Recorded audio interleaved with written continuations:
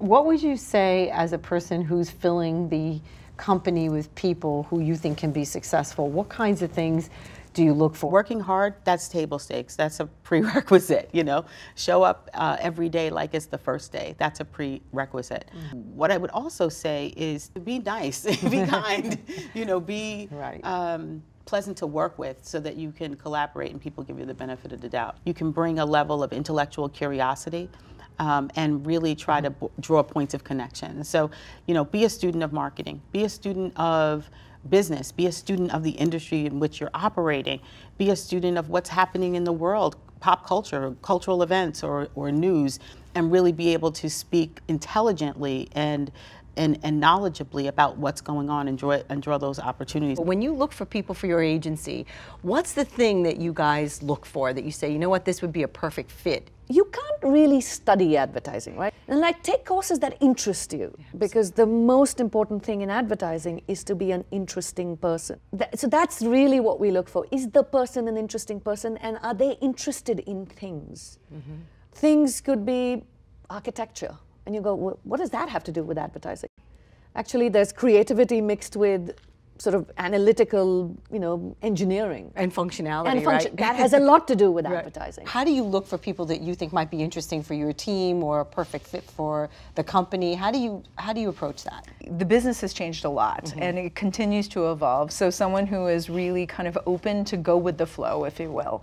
I find some young people that I talk to be very single track. And what I mean by that very specifically is they have been training themselves through education and through internships and a number of things in a very kind of with a very singular focus and a singular track, and they have an idea of exactly what it's going to be, and I promise, at least on my side of the industry, it will disappoint. And they need someone who's going to be flexible and be more fluid in their approach to whatever the day may throw at them once they start. I start every interview with, I'm going to put this piece of paper away and I want you to tell me your story. I listen for how they start their story. The things that they choose to highlight in the first 5 minutes of an interview are, tell me who they are and what's important to them. So that for me is what differentiates candidates. And I think you can tell who's going to make a good fit in an agency. One of the things I really like is scrappiness and grit. Did they put themselves through college? Did they work a couple of jobs? Did they creatively do something? Did they start their own small business on campus? Did they lead and change things versus plug into the existing set of assets? That's sort of like the easy way. Right. I'm going to go be president of this club and get involved in that. Those are all fine. But how do they reinvent or make something different? That's being innovative and scrappy and gritty and so forth. A couple of resumes that look the same, or you meet people, what's that thing that you go, that's the one I'm taking? Do you know, it's interesting, I always ask them, if I were to speak to someone who you went through a really difficult time, a difficult project, maybe you stayed up late, worked all night, what would they say about you? You're the person that, fill in the blank. And I always say to people, this is your time to brag. So you don't have to brag about your pedigree school or brag about the experience you've had.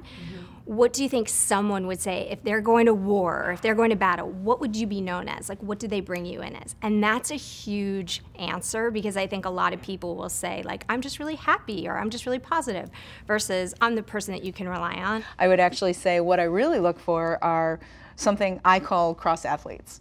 And it's people with diversity of interests and experiences. I love people who have worked in restaurants and bars. I think that people who have done some customer service in their teens or in their early 20s is invaluable and irreplaceable kind of life experience and business experience that's very practical in almost any industry I can think of. But I really like this kind of cross-athlete personality, and I would say cross-athlete attitude. Someone who's willing to kind of dive in or jump into any project or proposal or strategy, gung-ho, ready to learn, whether that's what they came to do or not. Right. That's great. I'm so excited to hear that. I was talking to someone else today. I was a waitress, he was a lifeguard, and we said, you know, we had no choice because we had to pay our tuition. So it's kind of like you learn the hard knocks, and that pays off too. The kinds of questions I love to ask people is to get a sense of, do they love problems? right? There are people, when you talk to them about problems, you see their body language and they sort of start getting really uncomfortable. And there are other people, when you start talking about, okay, imagine this was happening, they get excited, they lean in. So we really look for people who love problems, because if you love problems, then you're going to use your creativity, and doesn't matter what area of the business you're coming in, to solve the problems. I love what you just said about not just looking at someone on a piece of paper, but that when you're interviewing someone or meeting with them, you read their body language, you look at the expressions on their faces, and I think that's so important. As people are studying different things in schools, if someone comes to you and says, what's that skill I need, or what do I need to translate to an agency, what would you say it is?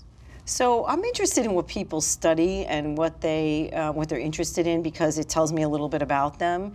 But I would say, you know, I might be different than a lot of other people. I would say I don't really care if they take marketing classes. I care about how they learn to think, evaluate things, how they think on their feet, how they can speak. That's very important, because we all have to be able to communicate our ideas. A person who's a thinker, a person who's curious, a person who's interested in what's happening in the world and can knit things together, those are the people who interest me the most. I really look for that, and sometimes you can get to that by why did you study psychology? Right. Why did you, what gave you an interest in economics or political science? Why? But when people say, I studied business because I thought it would help me get a job, that question, that's like a toss away for me. Because it doesn't tell me anything about them except for that they wanted a job. And so we all want jobs, that's great. But I want to know what interests them, where their passion lies. A lot of times that doesn't jump off a piece of paper. That's right. I started off as like the bathroom break girl for receptionists, but it was interesting, even in that, I was like, all right, how can I stand out? What can I do? And so what I did is I set up informative interviews with all the heads of the departments and went in and just chatted, interviewed them. And a week later, all the top people in the company knew who I was, which made everybody else go, who is she? How does she know all the top people in the company? So I just went and met them. So I think you can do, instead of waiting for someone to ask you in, be smart and be helpful. Right. You are about to graduate or just have graduated with your first college degree, it doesn't mean the learning is over. Read the history of the company. You will add gravitas to yourself by being able to understand the journey of the company, and you will look wise beyond your years of service, your tenure in the company, if you know some of the backstories. Seek out people that may have spent their entire career there, but maybe they're not running the place. Maybe they've been, very adeptly running a portion of the company. Is there, and they look at big advertising agencies and they wonder, is that the right place for me? Because can I really make a mark? Will I own my own thing? Is there a place for that in your business, in the content business, in the publishing business? And so is there a place for that? It's interesting. I think that in the content business, on the advertising side, or in the publishing business, I think that actually it's gotten to the point where what you're looking at is a collection of entrepreneurs. I think that the notion of corporate infrastructure, stuffiness, we don't staff enough for everyone to have one job. People have multiple responsibilities and multiple jobs, really. And I don't think that most organizations that I see in the business that I'm in now they're not top heavy. I mean, first of all, congratulations, you graduated, or you're close to it, right? Congratulations, you reached out into your network and took the bold step to ask for the meeting, or you got a phone call. Celebrate those wins. Or congratulations, you sent out 10 resumes and you didn't get a response, but that's okay. There's a million jobs out there. You only need one. Right?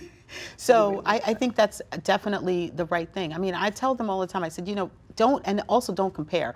They now have, these students in this cohort in particular, they have so many points of comparison. They've got Facebook, they've got Instagram, Snapchat, LinkedIn, everything.